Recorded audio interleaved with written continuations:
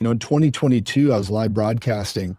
And as I was live broadcasting, a prophetic word came to me and I released it. And I said, I see a shepherd being struck, a leader will fall, his mantle will go down, and the darkness believes that the sheep will scatter when this happens.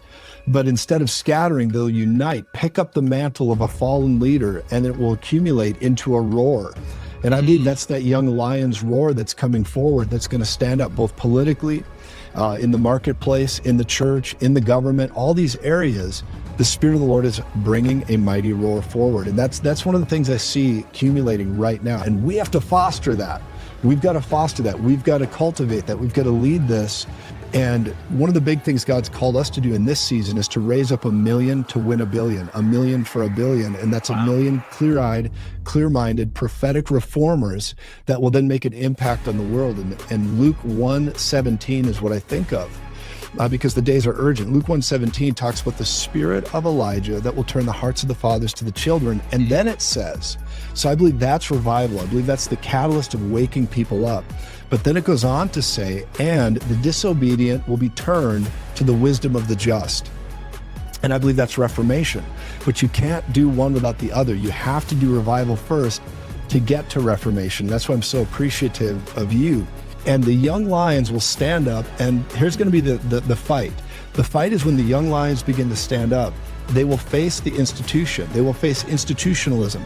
They will face what once was alive, but is now institutionalized, an old revelation that has become just absolutely ingrained in its way, and they compartmentalize so many things. And there's many good institutions. I'm not being negative on it.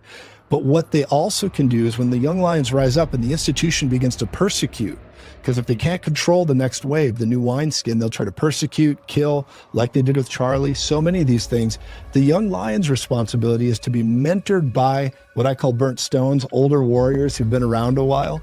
And they'll mentor them so they don't try to attack the institution. Instead, they breathe life into the institution. As the institution persecutes, the young lions need to breathe life, not try to get their pitchforks and torches and burn it down. The counterfeit always comes before the real. The real is on the horizon right now.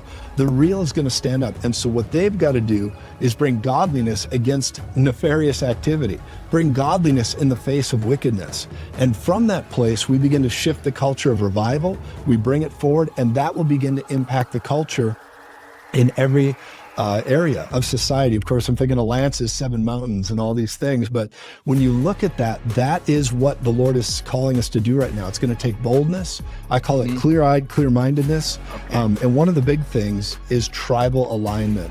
Georgian, tribal alignment. If you find your tribe, you'll find your purpose, you'll find your people. And the sons of Issachar had this. In 1 Chronicles 12:32, they knew the signs of the times, they knew what to do about it, but their kings and their brethren, or rather their military guys and their brethren, their chiefs and their brethren were at their command. And there was about 82,000 of them together.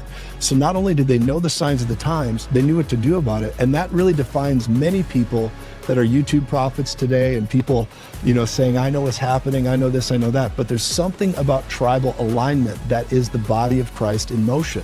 So it's not enough to just know the signs of the times. It's not enough to know what to do about it. You need to find your tribe.